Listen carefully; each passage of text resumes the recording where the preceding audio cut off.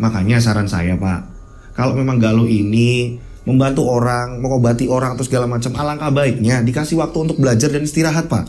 Loh, ini tadi berangkat kok pagi-pagi. Ini Galuh, ini gak berangkat ternyata dari pagi. Kebingungan lah orang tuanya. Nah pada saat itu juga Galuh ini dicari keliling muter, kampung dicari. Galuh tidak ditemukan. Ini Galuh perginya kemana? Galuh ini perginya kemana? Kok aneh? Orang-orang mengatakan, ya kan, halayak mengatakan, warga sekitar mengatakan kalau Galuh ini anak jin. Assalamualaikum warahmatullahi wabarakatuh. Kembali lagi bersama saya Rian Agus Widodo. Boom, semangat. Boom. Apa kabar semuanya? Mudah-mudahan kalian dalam keadaan sehat walafiat. Amin. Itu doa saya ya. Seperti biasa silakan absen, ya kan? Dengan kalian absen seperti biasa. Saya tambah kenal karena apa? Banyak pendatang baru, ya kan? Penonton baru yang baru kenal gitu kan. Nah, ketika kalian ini baru dan belum save nomor saya, ini silakan kalian save nomor saya ini. Sembari absen ya, ini nomor saya ini. 0858 704 33336. Saya ulang ya. 0858 704 33336. 3-nya 4 kali. Ya, oke? Udah. Mas, kenapa sih Mas kok harus nge-save nomornya Mas Dodo? Gini loh. Jadi ketika kalian ini tidak mendapatkan tayangan YouTube atau terlambat, ya kan, mendapatkan notifikasi ketika RAW ini tayang, Rian Agus Widodo ini tayang, dengan kalian nge-save nomor saya, dengan otomatis kalian masuk ke WhatsApp saya.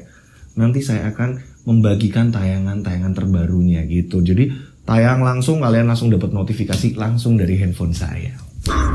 Seperti itu teman-teman. Oke, pastikan semuanya udah absen, udah nge-save nomor saya. Dan dibiasakan, ini kalau nge-save nomor saya ini dikasih nomor dan nama kota kalian. Itu gunanya apa? Biar saya ini hafal, kenal sama kalian. Karena banyak nama yang sama gitu kan.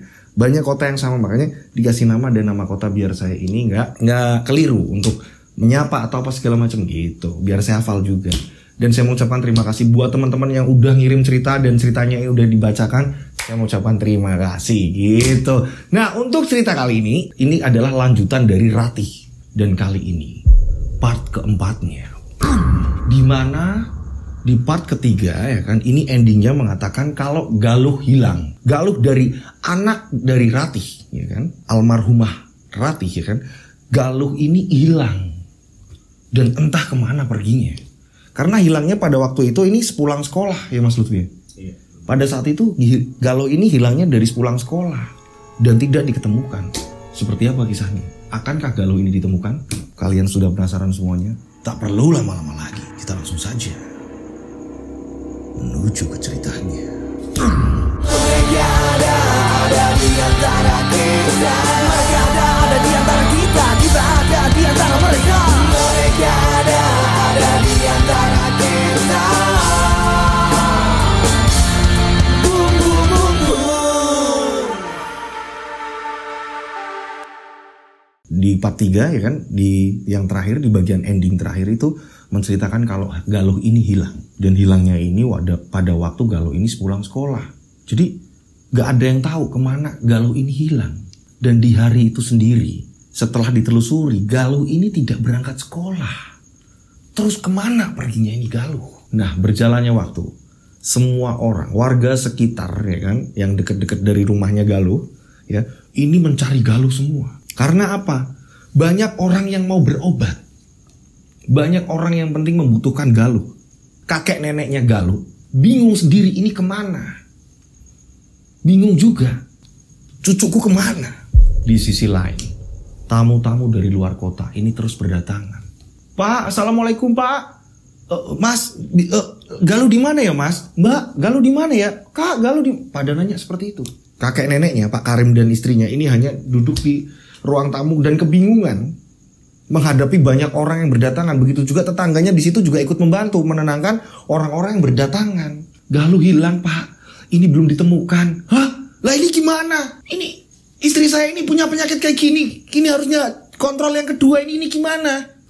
Iya Pak, maaf Galuh ini lagi dicari. Ada lagi nenek-nenek juga kesakitan. Iku bocah nengti, aku harap rekso. Ini banyak sekali orang-orang yang mau periksa datang ke situ.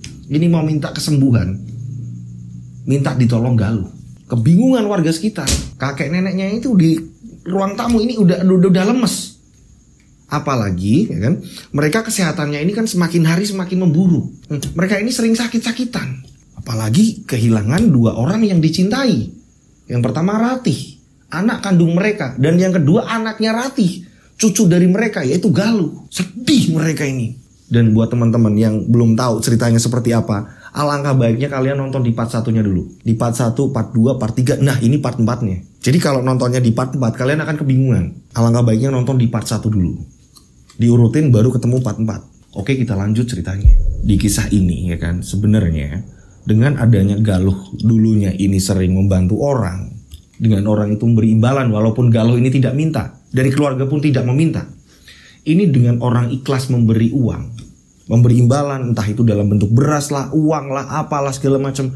Ini membuat perekonomian keluarga Pak Karim ini bisa dikatakan berkembang sukses. Yang tadinya hidup susah, dulunya hanya jualan ayam di pasar Pak Karim. Ini Pak Karim dengan adanya orang berobat banyak, ini udah nggak lagi. Dia ke pasar ini udah nggak lagi. Jadi sudah berkecukupan. Nah tapi semenjak hilangnya Galuh, ini Pak Karim dan istrinya kan ini kan jatuh drop nih kan ya, jatuh sakit lah segala macam.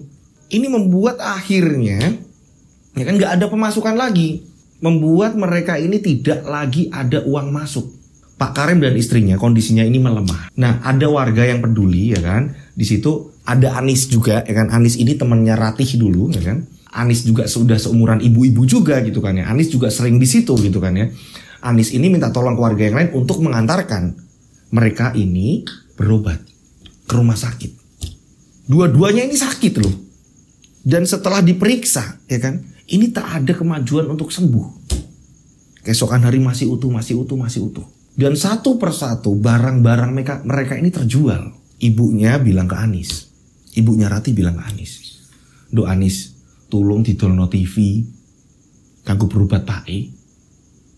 Ya Nduk, ibu udah meninggal, ini tinggal bapak. Tapi Bude, wes ora apa-apa, didol wae. Warga juga ngerti, tetangga juga pada tahu kalau saya ini lagi butuh uang." Anis nurut. Anis pulang, terus Anis minta tolong sama ibunya Anis. Terus saat itu TV-nya ini dijualkan kepada orang yang pengen beli TV-nya gitu kan. Setelah dapat uang barulah untuk membayar rumah sakit. Nah, Pak Karim sendiri karena mendengar Anis yang ngomong sama istrinya Pak Karim kan, "Bude, udah tak bayarin ke rumah sakit, ini sisanya." Pak Karim kaget. "Apa meneh Bu? Aku meriang, kowe meriang, kamu sakit, aku sakit, kamu jual apa lagi?" "Udah Pak, ini untuk bayar rumah sakit kok." "Udah, ini yang terakhir. Mending aku pulang aja. Aku nggak betah di sini. Mending aku pulang." "Siapa tahu dengan aku pulang, kalau ini pulang Bu. Udah jangan di sini, udah. Aku nggak betah nih gini. Aku nggak betah di rumah sakit." "Ibu lama-lama kalau kayak gini terus menerus, semua seisi rumah itu bakal dijual semua Bu. Udah, aku pengen pulang. Pak Karim minta pulang. Akhirnya ya kan, dari pihak rumah sakit udah nggak tanggung jawab lagi kan, karena dari pasien ini udah meminta untuk pulang terus menerus pulang, dan keuangan juga terus mengalir gitu kan ya. Maka dari rumah sakit pun memperbolehkan, silakan. Dan rumah sakit tidak bertanggung jawab. Pak Karim pun dipulangkan. Sama istrinya ini sebenarnya lemah, sakit juga. Cuma sakitnya ini pada saat itu sakitnya lebih parah Pak Karim. Ada komplikasi, terus mulai sering sakit-sakitan, demam lah, apalah, pusing kepala lah, terus menerus seperti itu.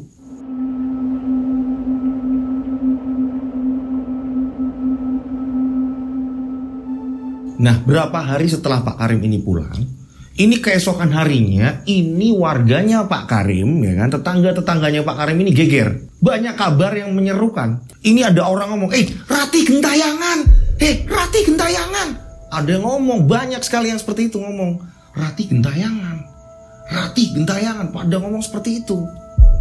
Lah, Pak Karim ini kan penasaran. Pak Karim ini saat itu masih duduk di depan nih. Dia ini kayak lagi berjemur gitu kan ya, biar sembuh cepat gitu kan ya. Sering sakit-sakitan soalnya. Ini ngomong sama istrinya, Bu, brene Bu. Ada apa toh Pak? Katanya warga kok Ratih ini gentayangan toh Bu. Hah, mosok toh Pak? Iya Bu, Ratih gentayangan. Pak Karim ngomong sama istrinya, ya ampun, Ratih gentayangan. Apa jangan-jangan di sana dia ini sama-sama nyari Galuh ini di mana yo?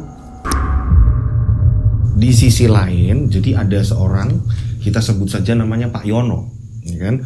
Pak Yono ini orang yang dia rasional, tidak percaya dengan hal-hal seperti itu, ya kan? Pak Yono ini dia bertugas mengecek rel, ya kan? Jadi dia ini tugasnya ini jalan kaki, menyelusuri rel, ya kan? Ketika ada rel yang rusak atau apa, Pak Yono ini yang membetulkan.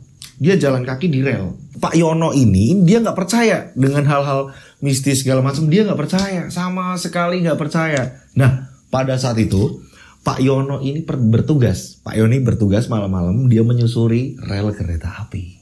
Dia menyusuri rel kereta api dengan membawa, jadi kayak ada lampu, tapi dia ini lampu ini dia pakai minyak gitu kan, lampu minyak gitu kan. Dia jalan menyusuri rel. Dan ada beberapa rel yang rusak dia betulin. Baut-baut yang dia ini kurang kencang sama kayu kan, sama papannya rel gitu kan, balokannya rel dia kencengin. Pak Yono ini bertugasnya seperti itu nih. Nah, pada saat itu ini malam Jumat Kliwon ternyata. Pak Yono ini membetulkan, dia jalan lagi. Terus dia ini nyari lagi nih, mana lagi nih yang rusak, rel-rel mana lagi nih yang kurang kencang sama balokannya. Jadi kan setiap rel ini kan ada satu persatu balokan gitu kan. Pak Yono ini menyusuri, mana lagi nih yang rusak. Diperiksa sama dia nih, dikencengin. Jalan lagi, berapa meter ada yang rusak, dibetulin lagi sama dia. Dikencengin lagi sama dia. Pak Yono ini tugasnya seperti itu. Terus menerus hingga pada akhirnya ini Pak Yono berjumpa dengan jembatan. Jembatan yang saya bilang tadi nih, yang dulu sempat dilewatin oleh Rati setiap Rati ini pulang kerja. Di mana Rati bertemu Joko, ya kan? Jembatan yang tengahnya ini ada rel kereta lori. Kalau di tempat saya ini namanya kereta tebu gitu kan, karena bawahnya tebu. Kereta ini zaman Belanda. Kalau di Kediri kemarin ada yang komen dari teman-teman Jawa Timur, Mas kalau di tempat kita namanya kereta lori yang membawa tebu. Gitu. Sebenarnya sama, ya kan? Kereta ini peninggalan dari zaman Belanda dan beruntunglah buat kota-kota yang lain memang masih ada kereta yang seperti itu. Beruntunglah gitu. Karena di tempat saya ini udah mulai nggak ada, kecuali di pabrik gula tersebut ya Mas Lutfi ya. Di pabrik gula yang deket-deket ya, pabrik gula yang memang masih produksi segala macam masih ada kereta lori itu. Tapi untuk di jalan utama segala macam udah nggak ada. Nah, kita lanjut ceritanya. Pada saat itu ya kan, Pak Yono ini udah betul-betul ketemulah sama jembatan.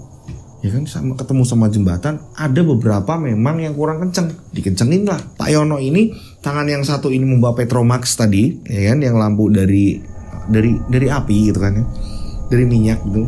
Nah, yang satunya ini bawa alat-alat, tasnya dikeluarin terus dikenceng-kencengin lagi di bagian jembatan. Dan di bagian jembatan Pak Yono ini membetulkan. Berapa balok ini ada yang kurang kenceng, ya kan? Ini mungkin sekitaran ada 3 balok yang kurang kenceng. Pak Yono ini membetulkan. Dan sinarnya, ya kan? Pancaran sinar di situ, penerangan di situ hanya ada Petromax tadi yang dibawa oleh Pak Yono. Nah, pada saat itu Pak Yono ini menurunkan Petromax karena beberapa menit lagi kereta akan lewat, ya kan? Berapa menit lagi nih, mungkin kurang lebih 1/4 jam lagi kereta akan lewat. Pada saat itu Pak Yono ini lagi kenceng-kenceng ini. Baut-baut yang kenduk gitu kan ya, baut-baut yang longgar, kurang kenceng segala macem gitu kan ya. Ini dikencengin sama Pak Yono. Nah, saat Pak Yono ini ngencengin, tiba-tiba Pak Yono ini ada angin yang dari belakang Pak Yono ini agak yang aneh. Anginnya ini nggak yang seluruh badan ini terkena angin semua, nggak, tapi bagian telinga sampai leher. Dari telinga sampai leher nih. Pak Yono kaget. Sedangkan Pak Yono ini nggak percaya yang namanya hal mistis, goib, apalah segala macam, nggak pernah percaya. Pak Yono udah ada di depan jembatan. Pak Yono lanjut nih, udah dikencengin lagi, mau angin apa terserahlah, kencengin lagi terus hingga pada akhirnya Pak Yono jalan kaki ini sampai di tengah jembatan. Nah, pada saat di tengah jembatan Pak Yono ini sedang membetulkan satu balok yang memang kurang kenceng dengan rel. Pak Yono lagi kencengin, tiba-tiba ini angin bertiup dengan kencang hanya di sebelah kanan. Sebelah kiri ini nggak kerasa, hanya di sebelah kanan. Pak Yono kaget. Kok aneh? Iki angin kok soko mbek kene. Hanya sebelah kanan. Sebelah kiri ini nggak ada. Pak Yono ini mencabut alat untuk mengencangkan. Jadi hampir kayak kunci Inggris kayak gitu, hampir kayak kunci Inggris nih, ya kan? Udah dikencengin, Pak Yono ini bingung nih, kok aneh nih, hanya sebelah kanan anginnya, sebelah kiri ini enggak. Nah, pada saat Pak Yono ini melihat ke depan, ini kan harusnya gelap karena penerangan hanya ada di Pak Yono, Petromax yang dibawa Pak Yono. Anehnya, Pak Yono kaget. Di tengah-tengah jembatan, tiang-tiang jembatan, ya kan, jarak dari Pak Yono ini kurang lebih 15 meter, ya kan. Ini ada kaki, ini dengan baju warna putih. Ini dia ini bergelantungan di atas jembatan. Pak Yono kaget, kaki apa itu? Kok besar sekali, kakinya itu besar sekali. Yang terlihat ini hanya kaki. Menjuntai ke bawah, ini kurang lebih hanya kurang 1 meter sampainya di dasarnya rel. Kayak misalnya nih ya, kalian lihat ke kamera, coba lihat kamera. Ini atapnya jembatan nih ya kan, atapnya jembatan. Nah, ini kakinya ada kaki, dia ini memakai gaun putih, ya kan? Ini kakinya ini bergelantungan. Pak Yono kaget di situ. Kaki apa itu? Besar sekali. Kurang lebih kaki itu, ya kan? Ini 3 meter. Pak Yono mendekat karena Pak Yono nggak percaya dengan hal seperti itu. Takutnya ada benda apa yang memang menghalangi ketika kereta lewat. Pak Yono bingung kan? Didekatilah sama Pak Yono. Dan ketika Pak Yono ini mendekat, kurang lebih jaraknya ini tinggal hanya mungkin 5 meter. Boom, Pak Yono kaget. Ternyata ini namanya wedon. Kalau di daerah saya ini namanya wedon. Wedon ini kayak sejenis pocong, ya kan? Sejenis pocong, tapi ukurannya ini nggak manusia normal, enggak. Ini ukurannya ini hampir 3 sampai 5 meter. Dan ketika Pak Yono lihat wujud dari makhluk tersebut, karena Pak Yono ini hanya lihat kakinya kan, kakinya ini, kukunya ini panjang-panjang dan hitam. Pak Yono ini melihat ke atas nih. Ternyata pada saat Pak Yono ini melihat ke atas, ini badan dari makhluk itu, ini pakai pakaian putih, serba putih, tangannya ini bersilah, ya kan, tangannya ini bersilah, dia memegang badannya gitu kan, layaknya pocong, tapi ini pocong super besar.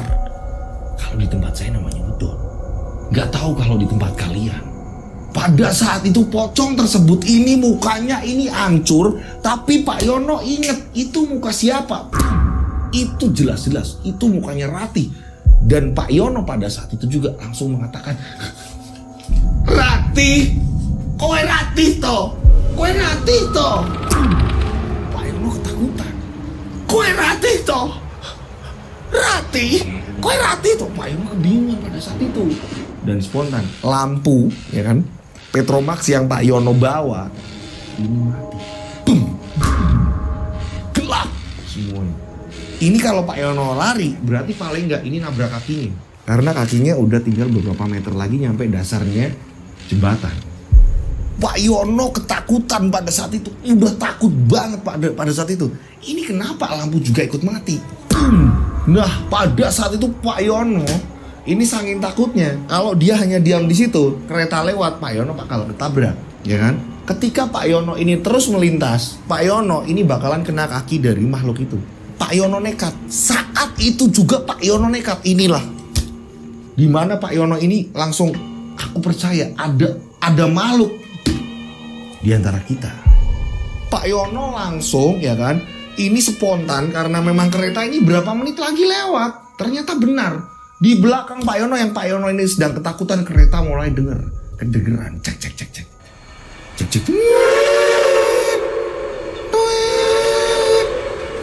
Kereta Teguh ini terus meluncur. Pak Yono ini kebingungan antara ini aku kalau lanjut ini bakalan ketemu sama makhluk itu. Tinggal berapa meter lagi. Pak Yono bingung, Pak Yono tambah bingung, kereta ini semakin dekat.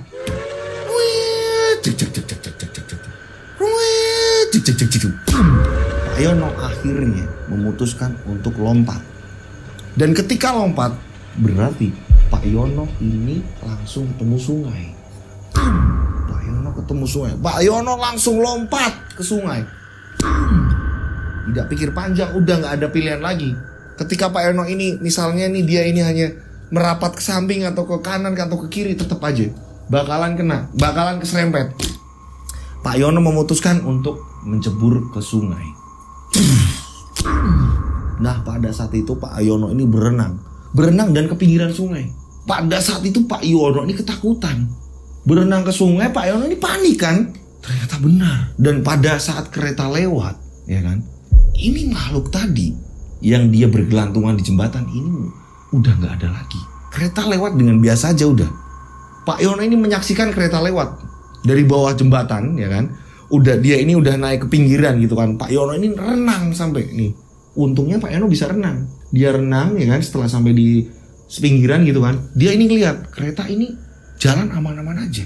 Dan setelah kereta ini habis, Pak Yono barulah naik ke atas. Naik ke atas dan pada saat itu Pak Yono kembali lagi lihat ke jembatan.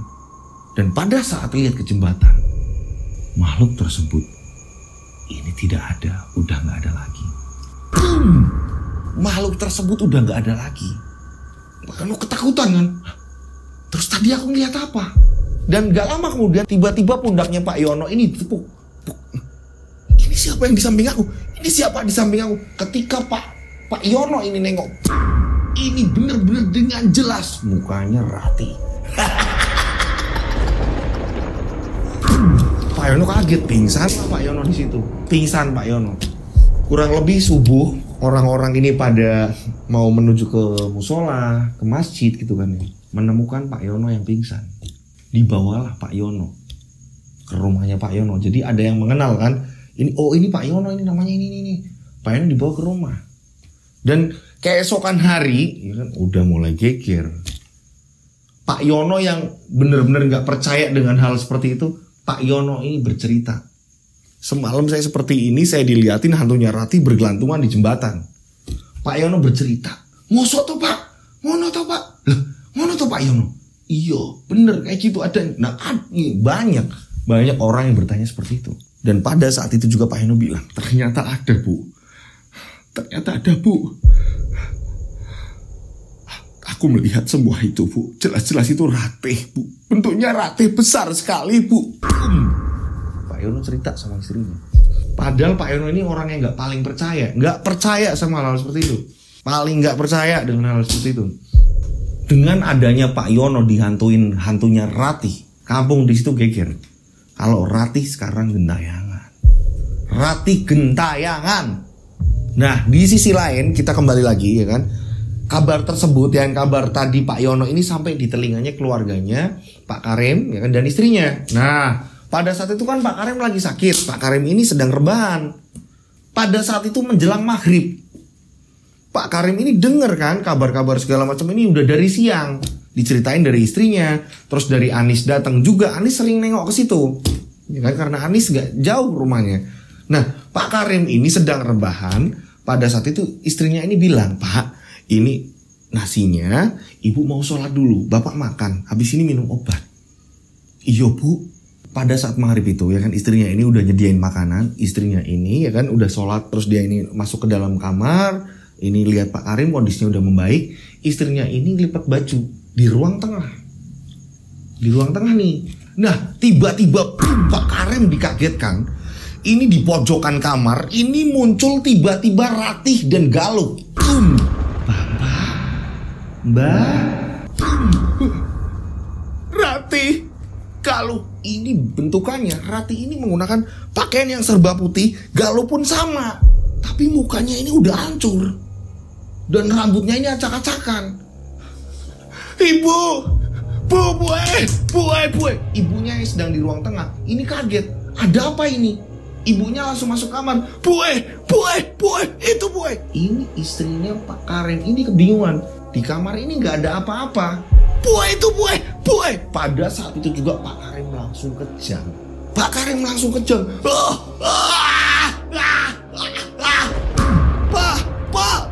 Istri Pak Karim ini langsung keluar minta tolong ke warga yang lain. Anis datang dengan ibunya beserta dengan warga yang lain datang ke situ. Pak Karim ini kejang-kejang dan susah disembuhkan. Iki onopo, iki Pak Karim kejang-kejang. Pada saat itu ini hampir kayak anak kecil. Jadi ini sendok dibalut dengan kain, ya. Ini dimasukkan ke mulut Pak Karim karena apa? Takutnya lidah Pak Karim ini putus. Karena giginya ini gigi terus. Dengan dia ini kejang terus menerus. pada saat itu bener-bener mencekam sekali. Warga-warga yang ke situ ini bingung. Kamar Pak Karim ini sampai sempat penuh dengan orang. Dan pada akhirnya dipanggilin kiai. Pak Karim ini diberi air, dibasuhin air, didoain segala macam. Pak Karim ini akhirnya bisa mereda. Nah tapi setelah kiai ini pulang dan warga pulang, ini terjadi berkali-kali, ini menjelang maghrib. Terus menerus seperti ini. Datang lagi warga nolongin, bantuin lagi. Takutnya apa? Lidah Pak Karim ini putus. Karena ketika kejang ini parah. Terus menerus seperti itu. Ini ceritanya seperti ini dan saya ini memahami, oh berarti kondisinya parah seperti ini. Ini lidahnya ini hampir mau putus mas. Berkali-kali seperti itu. Saya berpikir, wah ini fatal. Nah pada saat itu kan warga terus menerus nih ya kan, berapa hari ini warga datang dan menyaksikan hal-hal seperti itu. Nah Anis ini kan berarti selalu menyaksikan kejadian bapaknya Ratih seperti itu. Terus menerus seperti itu, ditanganin kiai, nanti sembuh, nanti hilang lagi.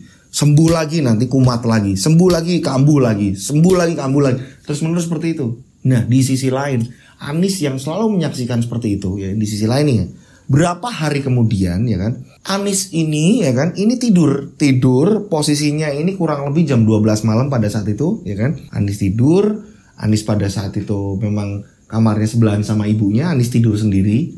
Tiba-tiba jam 12:30 dini hari, berarti ya udah masuk ke jam 1 ya. Ini Anis ini mendengar ada suara tangisan.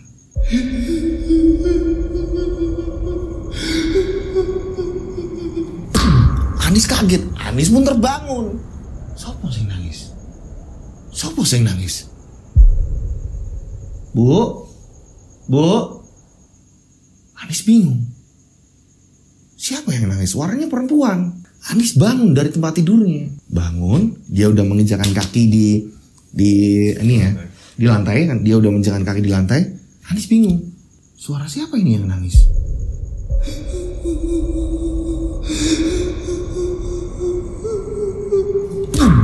Kok suaranya aku kenal? Aku sangat mengenal suaranya. Ini Anis, dalam batinnya Anis, ini Anis sangat mengenal suara itu.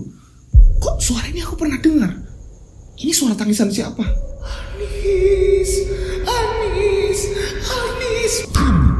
Anis mendengar kalau Anis ini di ibarat kata ini ya, kayak dipanggil. Anis bingung. Ini suara siapa? Bingung lah Anis. Akhirnya Anis memberanikan diri. Berbekal dengan korek api di situ. Jadi kamarnya Anis juga sama. Jadi dia hanya pakai kayak lampu teplok gitu. Nah lampu teploknya Anis sayangnya nih ya, di kamar Anis ini udah nempel sama dinding kayak dipaku paten gitu. Ini kalau dilepas lama banget, adanya cuma korek api. Pada saat itu Anis langsung ambil korek api tersebut. Dinyalakanlah korek api tersebut. Ya kan? Untuk penerangan Anis mencoba untuk mencari. Ini suara di mana ini? Suara siapa?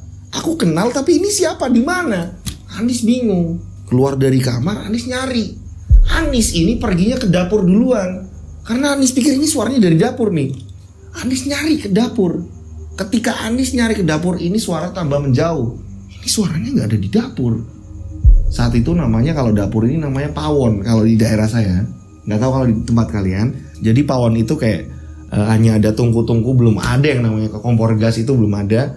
Ini hanya ada tungku-tungku dan bahan bakar minyaknya ini hanya pakai kayu bakar. Anis ini ke dapur, nyari sumber suara itu dari mana asalnya. Berapa kali lagi dia nyalain korek api, habis nyalain lagi. Ini mana? Di dapur nggak ada sama sekali. Tapi Anis terus mendengar. Anis bingung, ini suara dari mana? Anis bingung, ke kamar mandi nggak ada, ke sumur nggak ada, kerak piring nggak ada, kerak gelas segala macam nggak ada. Ini dari mana? Anis mencoba untuk masuk ke ruang tengah, melewati juga kamarnya Anis pun dilewati sama Anis juga. Ini di mana suaranya? Kok manggil-manggil Anis dan aku kenal banget. Ini suara siapa? Aku kenal sekali, sangat mengenalnya. Pada saat itu Anis ini nyari di ruang tamu, ini nggak ada. Ini kok nggak ada sama sekali. Akhirnya Anis ini melihat pintu rumahnya Anis, dan Anis berpikir adalah inilah pintu terakhir di mana aku harus keluar dari rumah ini. Sepertinya suara itu ada di luar rumah. Pintu yang terbuat dari kayu, papan-papan yang tersusun, dan pintunya ini dia ini kuncinya ini hanya untuk diputer aja. Di tengah-tengahnya ini ada paku. Nah seperti ini nih. Nah pintu zaman dulu seperti ini nih. Anis membukanya, digeser lah, diputer lah. Papan kecil yang untuk kunci dibuka sama Anis. Pintu itu membuka. Retek. Saat itu juga Anis ini berdiri di pintu depan rumah. Anis kaget. Anis ini kaget melihat Rati ini ada di seberang jalan malah. Rati ada di seberang jalan. Jadi rumahnya si Anis ya kan. Ini depannya ada halaman gak begitu besar ya kan, gak begitu besar. Terus ada jalan. Setelah jalan ini ada kebun. Kebun itu ada bambu-bambu di situ. Anis melihat ada Ratih dan Galuh. Itu Ratih dan Galuh. Ratih dan Galuh apa bukan itu? Anis penasaran. Dengan berbekal korek api, dia ini sampai keluar rumah, dia nyebrang jalan dan langsung dia menuju kebun bambu tersebut. Dan kebun bambu tersebut ini sampingnya ini sungai. Sungai tadi ini langsung ya kan, julurannya sungai ini ketemu juga sama jembatan yang biasa dilewati kereta tebu tadi. Kalau sungai ini dilurusin ini sama di situ juga. Nah pada saat itu ya kan, ini Anis melihat dengan jelas kalau itu adalah Ratih dan Galuh. Anis ini mukanya bener-bener hancur, tapi jelas banget kalau itu tekstur dari mukanya si Ratih.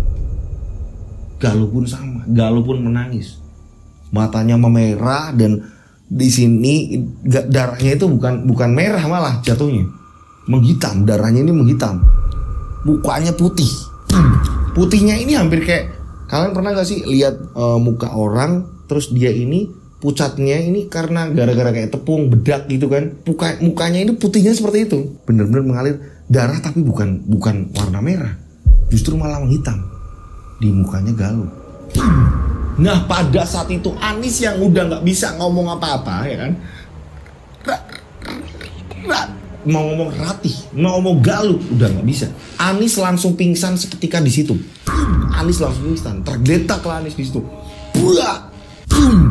Ini yang kayak gini nih ya, saya bingung. Ini masa sih ada cerita seperti ini gitu loh kan? Kadang kan saya ini sebagai host gitu ya, kata masa iya sih ada cerita seperti ini? Ini kirimannya seperti ini. Dan dari tim ngomong, udah mas apapun yang terjadi sesuai dengan kiriman kita ceritain. Ya udah, mau nggak mau saya ceritain. Disitulah Anis pingsan, nggak kuat. Anis ini nggak kuat. Dan keesokan hari warga berkumpul nyari Anis hilang, ibunya kehilangan Anis. Ibunya Anis ini kehilangan Anis. Warga-warga sekitar, tolong Anis hilang, Anis hilang, Anis hilang. Warga berkumpul nyari Anis dan Anis ditemukan ini di depan kebun bambu. Kebun bambu itu tersebut ini nggak jauh, hanya selang 2 meter mungkin langsung sungai besar. Anis tergeletak di situ, ditemukan sama warga dalam keadaan Anis pingsan. Sampai Anis ini dibawa ke rumah, belum sadar. Anis ini belum sadar sampai dibawa ke rumah. Anis belum sadar. Nah, ketika Anis ini sadar, ya kan, ini dibantu warga, didoain bareng-bareng segala macam. Anis ini sadar, ya kan. Anis ini ketakutan. Anis justru mengusir warga-warga, pulang kalian, pulang dulu kalian, pulang dulu. Akhirnya semua pulang. Dan pada saat itu hanya Anis ditemani oleh ibunya.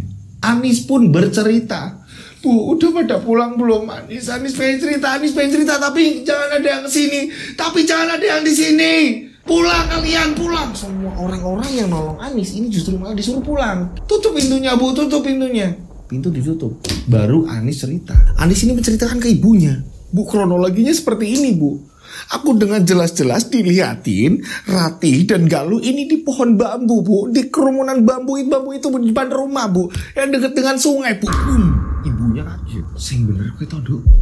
Omonganmu sing bener, Duk? Iya Bu, aku gak kuat sendiri lihat mereka Bu. Nah terus selama ini kan Galuh diomongin orang-orang ini kalau Galuh hilang Duk. Iya Bu, tapi Galuh ini sama Ratih Bu. Bu tolong udah Bu, nggak usah ngomong sama orang-orang lain lagi. Udah aku nggak pengen orang-orang tahu Bu. Iya Duk, ini kalau diomongin sama orang-orang juga nanti tambah malah kabar ini sembarangan, menyebar sembarangan Duk. Nah pada saat itu Anis ini ketakutan sendiri kan. Ternyata Ratih bener-bener gentayangan, sama dengan apa yang diceritakan Pak Yono ke warga, Pak Yono yang memang nggak percaya dengan hal-hal seperti itu pun akhirnya bercerita. Anies pun mendengar juga cerita itu. Dan berapa hari kemudian ya, ini posisinya ini sore, padahal sore ini masih kurang lebih jam 4:30 sore, ya kan? Anies ini mau merebus air dan memasak makanan untuk makan malam dengan ibunya nih, ya kan? Nah, dapurnya Anies, ya kan, kalau dulu namanya pawon. Kalau di tempat saya, di daerah saya, ini namanya pawon. Tungku yang bahan bakarnya dari kayu bakar. Anies ini ngambil kayu bakar lagi. Ketika apinya ini mau meredup, diambillah kayu bakar yang baru, kayu bakar yang kering yang ada di sampingnya Anies, kan? Diambillah satu persatu. Anies nunggu di situ. Dulu ada bambu yang memang berlubang, bambu ini namanya semprong ya Mas Lutfi? Apa sih namanya dulu? Kalau semprong ya. Kalau di tempat saya namanya semprong, untuk meniup agar api ini tetap membara, gitu kan? Berkali-kali nih Anies niup, gitu kan? Jadi buat teman-teman kakak-kakak di rumah itu namanya sih apa sih yang bambu untuk tetap meniup agar apinya ini tetap membara gitu. Yang tahu silakan komen, ini untuk pengetahuan di daerah-daerah lain juga gitu kan. Oke. Pada saat itu Anies ini tetap niup, ngambil lagi kayu bakar. Satu persatu diambil lagi, dimasukin ke tungku. Satu persatu. Nah, ketika Anies ini tidak melihat kayu bakar tadi, tumpukan kayu bakar yang ada di samping, Anies ini memegang, loh, kok ini kayu ini berminyak? Nggak kayak kayu-kayu tadi yang udah dimasukin ke tungku. Ini kayu apa ini? Ini kayu apa? Dan pada saat Anies ini melihat apa yang Anies pegang, Anies kaget. Ternyata yang dipegang Anies ini bukanlah kayu, teman-teman. Ini bukanlah kayu. Anies ini melihat dengan jelas, ini ini bukan kayu, melainkan ini tangan Ratih. Anies, aku rindu kamu. Aku kangen kamu. Ini tangannya Ratih. Anies udah gak bisa ngapa-ngapain udah. Ini justru malah tangannya Ratih yang dipegang oleh Anies. Aku rindu kamu Anies. Aku rindu kamu. Boom. Anies ketakutan. Orang yang diraih ini bukanlah kayu, justru melainkan tangan.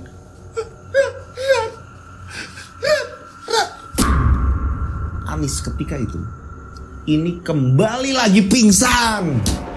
Boom. Untuk yang kedua kalinya Anies pingsan.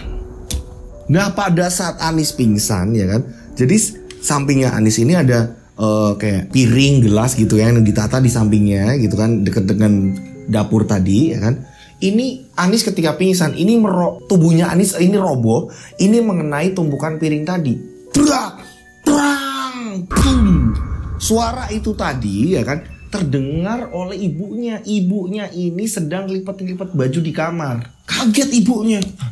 Suara apa di dapur? Prang. Pada saat itu ibunya ini bangkit dan langsung keluar dari kamar menuju ke suara itu tadi. Suara apa iki? Apa Anies apa iki? Ibunya ini langsung ke dapur, dan pada saat ibunya ke dapur, boom. Anies sudah ngejobrak. Anies sudah tersungkur di situ. Anies pingsan. Anies, kowe nang opo nduk? Anies pingsan. Ibunya kaget melihat kondisi Anies ini udah membujur, pingsan. Nah, ibunya ini membawa Anies dengan benar-benar, ya ampun, ini Anies ini berat ya kan. Anies berat, terus dibawa ke ruang tengah. Terus di ruang tengah ini ada kayak kasur kecil gitu kan. Anies diletakkan di situ. Ibunya ini mau minta bantuan. Ibunya ini keluar rumah. Ya kan, pada saat itu mau menjelang maghrib, udah mau menjelang maghrib. Pada saat ibunya ini mau minta bantuan, di sisi lain, ya kan, karena rumah Anies ini tidak jauh dari rumahnya Ratih, ya kan. Jadi ketika di tempat Ratih ini ada kejadian apa segala macam, ini bakalan terlihat dari rumahnya Anies. Ternyata di sisi lain, bapaknya Ratih, kakeknya si Galuh, ya kan, ini sama juga, dia sedang terkena musibah kesurupan. Jadi sebagian warga ini ada yang langsung berlarian ke rumahnya bapaknya Ratih, Pak Karim. Pak Karim kesurupan, Pak Karim kesurupan, Pak Karim kesurupan. Pada ngomong seperti itu.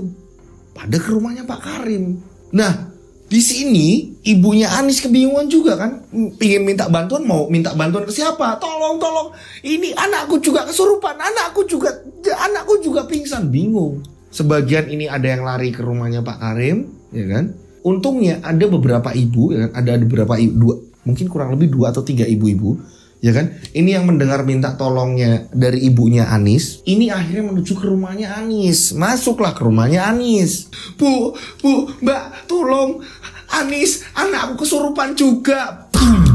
Ibunya ini lagi ngomong sama ibu-ibu yang mau ke rumahnya Ratih, ya kan? Ke rumahnya Pak Karim karena Pak Karim kesurupan. Akhirnya berhenti di situ karena ada ibunya Anis minta tolong di situ. Akhirnya mereka ini mau mencoba untuk masuk ke rumahnya Anis gitu kan. Nah, pada saat itu ternyata saat ibunya ini minta tolong orang-orang, Anis ini sebenarnya udah kembali sadar. Dan saat Anis ini kembali sadar, Anis dikagetkan. Ratih ini ada di meja. Dia ini duduk di meja bersama Galuh. Dengan mengenakan pakaian serba putih. Putihnya ini nggak putih bersih, tapi putihnya penuh darah. Dan mukanya ini acak-acakan, jelas-jelas itu Ratih dan Galuh. Ratih, Galuh. Anis kembali pingsan yang kedua kalinya. Barulah ibu-ibu tadi, ibu-ibu tetangga dan ibunya Anis sendiri ini masuk melihat Anis yang kembali pingsan. Gak ngerti, ternyata Anis ini udah sempet sadar, tapi mereka gak ngerti. Nah, pada saat itu ya kan, ibu-ibu tadi kan masuk, ya kan, kondisi Anis seperti itu, akhirnya memanggil warga-warga lain bahwa di tempatnya Anis ini juga sama, sedang kredit butuh bantuan juga. Nah, ketika ada beberapa warga di situ, ini Anis ini dibalurin balsam lah, ya kan, balsam gitu kan ya. Terus dikasih air hangat lah biar Anis ini sadar lah. Ini menjelang maghrib soalnya, posisinya ini udah hampir maghrib. Nah, Anis ini akhirnya tersadar. Dan pada saat Anis tersadar dikerumunin banyak orang, ini Anis melihat ke atas, matanya Anis ini ke atas di bagian genteng ya kan, di bagian atap gitu kan. Anis kaget melihat di bagian genteng ini ada kayak plafon. Kalau dulu itu bukan plafon sih ya, lebih tepatnya ini kayak kayu-kayu kayak di bagian atas ini atap rumah ini Mas Lutfi. Kayak kayu, kayak usuk reng gitu ya. Usuk reng tuh kayak di daerah saya. Ini Anis melihat dengan jelas Ratih ini bergelantungan di atas atap rumahnya Anis. Ratih. Anis melihat di kerumunan orang. Ini Anis melihat kalau di atas rumahnya ini ada Ratih. Bukan di bagian luar ya, tapi di bagian dalam. Gak ada yang namanya ternit kayak itu, gak ada. Kalau zaman dulu gak ada gitu kan. Nah, orang-orang ini kebingungan. Mana ada? Mana Ratih? Nanti Ratih toh? Ora ono kok iki. Ora ono iki Ratih, ora ono apa-apa kok iki. Orang-orang gak pada melihat. Hanya Anis yang melihat. Nah, setelah itu ya kan gak lama kemudian ini makhluk yang menyerupai Ratih ini menghilang. Dan Anis ini tersadar.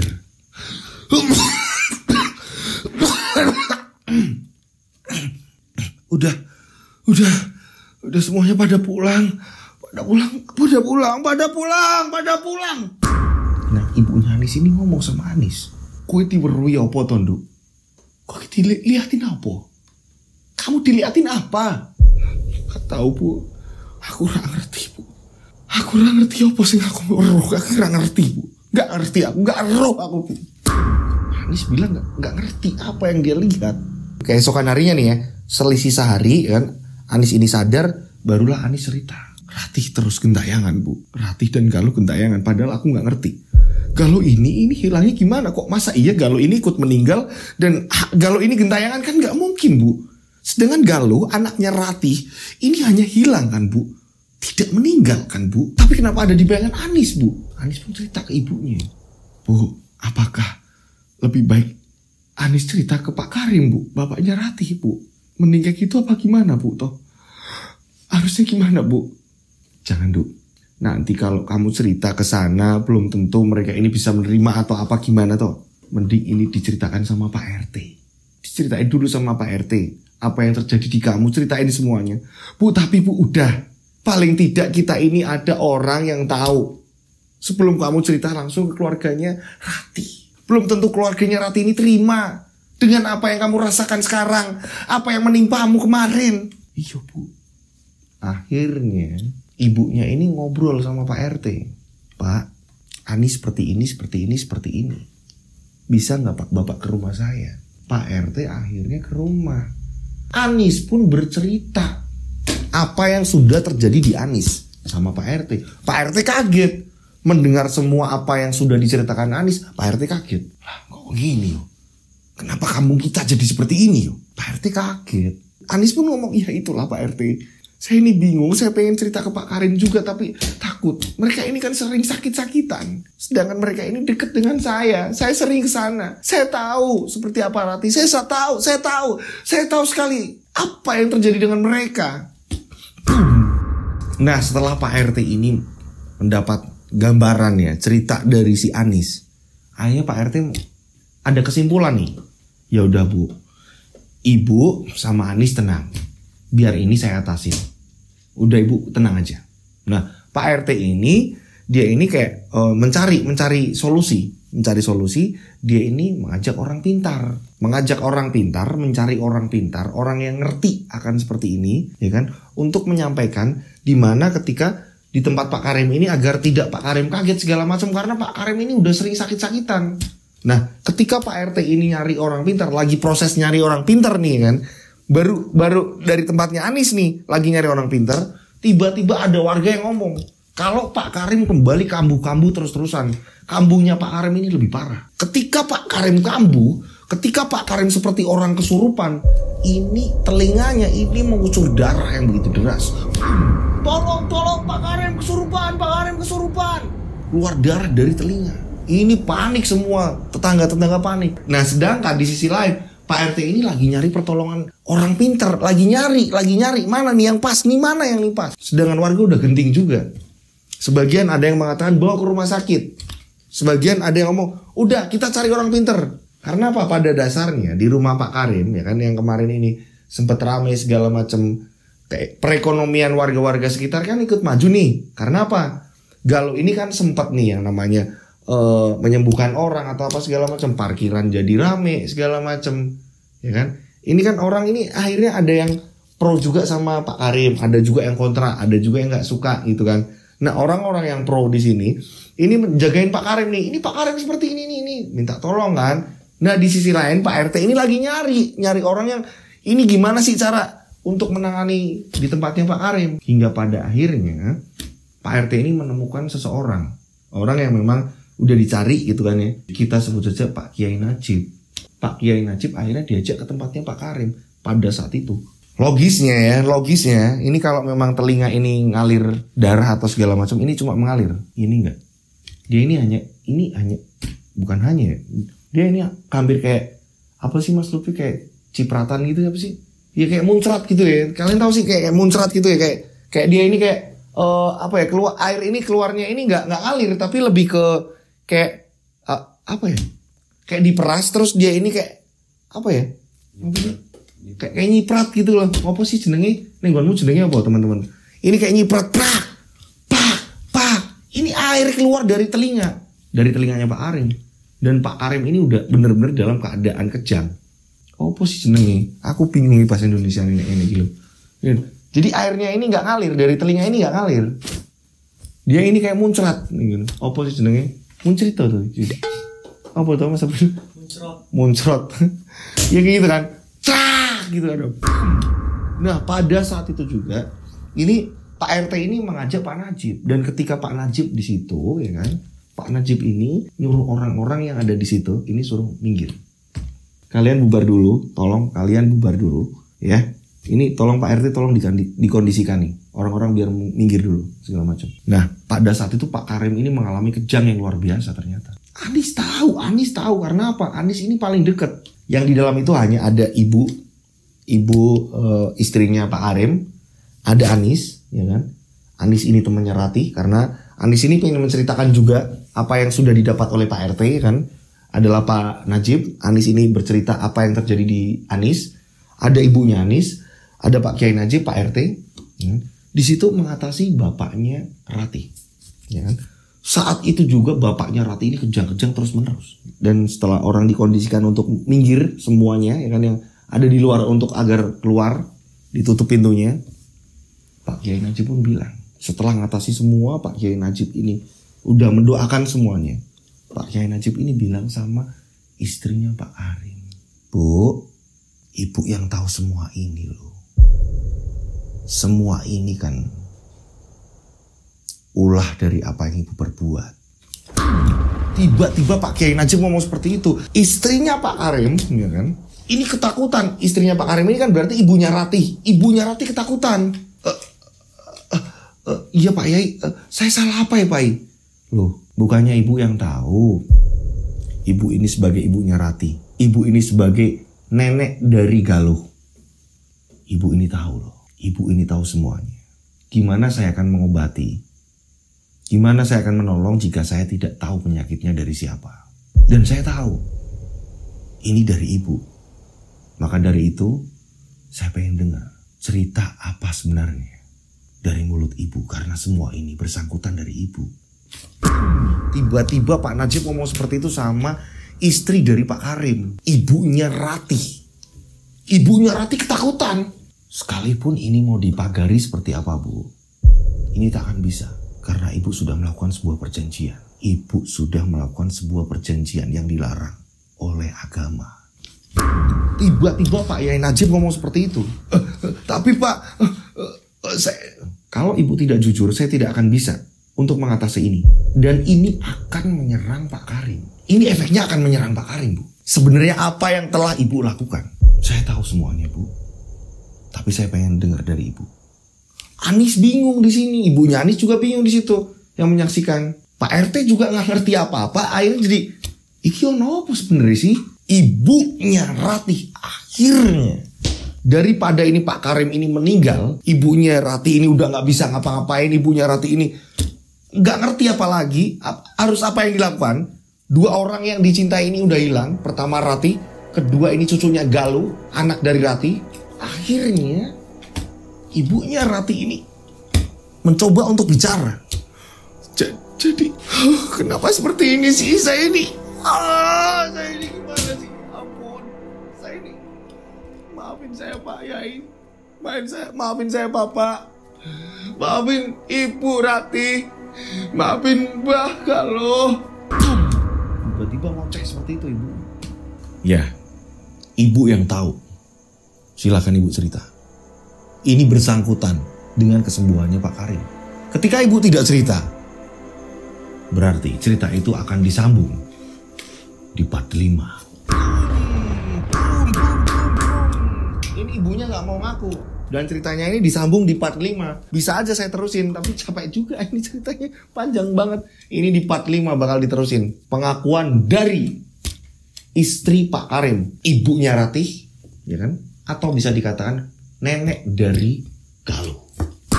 Ini ada apa sebenarnya? Penyebab dari runtutan semua cerita ini sebenarnya pangkalnya ini dari ibunya Ratih. Ibunya Ratih ini gak bisa ngapa-ngapain. Dan ini disambung. Ibunya Ratih ini mau jujur di part 5-nya. Itulah teman-teman, kisah di mana Pak RT dan Anis ini berjuang untuk nyari tahu ini kisah apa sebenarnya yang ada di kampung mereka. Ratih ini bisa gentayangan, Galuh hilang segala macam. Ini akan ketemunya di part 5. Kalian harus nonton di part 5. Karena di part 5 bakalan lebih seru. Ini runtutan ceritanya ini sebenarnya seperti apa di part 5. Oke, itu ceritanya. Bener-bener sangat mengerikan sekali. Gimana nyawa Pak Karim? Gimana istrinya Pak Karim bakalan cerita seperti apa? Jujurnya seperti apa? Apa yang dilakukan mereka? Jadi kalian harus nonton. Wajib sekali nonton di part 5-nya. Inilah tuntasnya cerita Ratih Rasukan Getih. Nah, saya mau ucapkan terima kasih buat teman-teman yang akhir-akhir ini ceritanya ini super panjang yang membuat saya ini membuat part gitu loh. Sebenarnya dari saya sendiri saya pengennya ini sekali judul selesai, tapi ini tumben dari banyak cerita ya kan. Ini kalau dipanjangin ini nggak cukup untuk satu kali tayang. Setiap di part ini bisa jadi sampai 5 part. Seperti itu adanya ya kan. Jadi nggak mungkin toh saya ini langsung ini ceritanya langsung aku diliatin pocong di situ loh gitu. Kan nggak mungkin. Jadi mau nggak mau ini dipanjangin dan memang seperti ini ceritanya. Terima kasih buat teman-teman yang udah ngirim cerita seseram ini. Terima kasih buat teman-teman yang udah ngirim cerita yang sudah saya bacakan. Dan buat teman-teman yang ceritanya ini belum saya ceritakan, mohon bersabar. Tenang, pasti akan saya bacakan. Tenang. Nah, caranya gimana sih? Banyak yang tanya, Mas ceritaku ini loh Mas, udah bulan-bulanan gak dibacain. Nah coba dicek lagi urutan ceritanya bener gak? Karena saya nggak seperti konten-konten kreator yang lain gitu kan ya. Saya ini bener-bener harus menghafalkan satu persatu cerita kalian. Gitu loh. Nah caranya gimana nih biar saya sendiri yang sebagai manusia biasa dan tim saya ini nggak pusing kepalanya tiap hari harus ngapalin juga. Ini caranya seperti ini nih. Dikirim per paragraf ya kan, atau per kalimat. Dengan seperti ini saya akan paham konfliknya di mana, ya kan? Terus ribetnya di mana, terus urusan ini santet atau pesugihan atau apa segala macam di bagian mana. Ini dikirim per paragraf dan nama yang disamarkan mana lagi diceritakan gitu loh ya. Dengan seperti ini saya dan tim akan paham gitu. Saya dan tim akan paham karena setiap hari kan ngapalin cerita teman-teman. Makanya kadang saya ini kadang salah nyebutin nama, mohon maaf gitu toh ya kan. Nah seperti ini. Nah kirimnya kemana? Kalian bisa kirim ke Instagram saya, DM nih bisa nih, di DM ke Instagram saya @dodosinjo. Nah, ini Instagram saya. Atau kalian bisa kirim ke WhatsApp saya nih, dicatat nih. Diingat-ingat dicatat, dikasih nama dan dikasih nama kota nih. 085870433336, 3-nya 4 kali. Nah, monggo silakan. Saya ulang lagi, 085870433336, 3-nya 4 kali. Nah, dibiasakan dikasih nama dan nama kota. Dengan seperti itu saya ini akan mudah menghafal nama kalian. Karena kan ngapalin nama sebumi ya. Satu RT aja belum kali kita ini hafal. Ini satu bumi ya kan. Kadang-kadang Mas Dudu selalu mbak aku ya. Aku iki lo sing sering ini. Nah Mas Dudu ini bingung toh. Mas Dudu aku ini yang ini loh mas. Aku orang Cirebon mas. Aku orang yang Maluku ini loh mas. Mas aku ini loh. Loh kalian bingung saya ini. Jadi dikasih nama, dikasih kota, biar saya ini hafal kalian. Karena apa? Tanpa kalian saya bukan siapa-siapa. Sekali lagi tanpa kalian saya bukan siapa-siapa. Terima kasih buat teman-teman yang udah ngirim cerita. Mohon maaf kalau ada salah-salah kata dalam saya bercerita. Buat teman-teman yang ceritanya belum terbacakan, mohon bersabar ya. Oke, saya berdoa mudah-mudahan penikmat channel Rian Agus ini banyak rezeki melimpah. Amin. Dijauhkan dari mara bahaya. Amin. Selalu rezekinya ini lancar mulus ya kan. Amin. Yang belum jodoh didapatkan jodohnya segera. Amin. Seperti saya, Mas Lutfi, Mas Abril dan semua kru-kru yang di sini, semua tim yang belum dapat jodoh segera didapatkan jodohnya. Karena saya nggak tahu ya ini kiamat ini datangnya kapan, saya juga ngerti. Mudah-mudahan sebelum kiamat ini saya dan tim ini mendapatkan jodoh ya kan. Oke.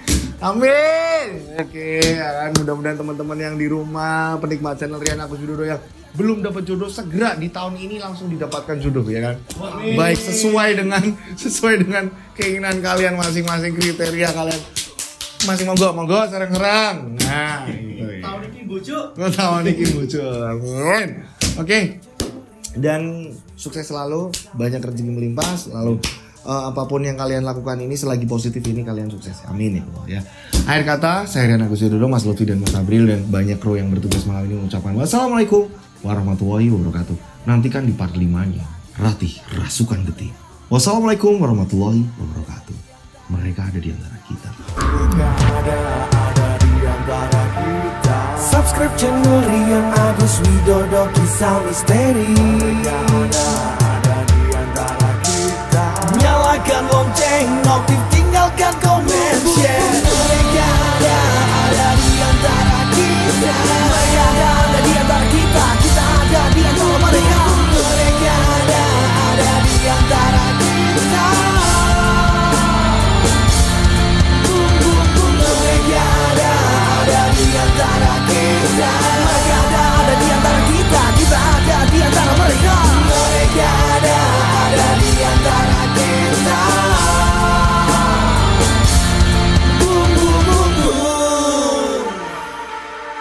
Mereka ada di antara kita. Subscribe channel Rian Agus Widodo, kisah misteri. Mereka ada di antara kita. Nyalakan lonceng, notif.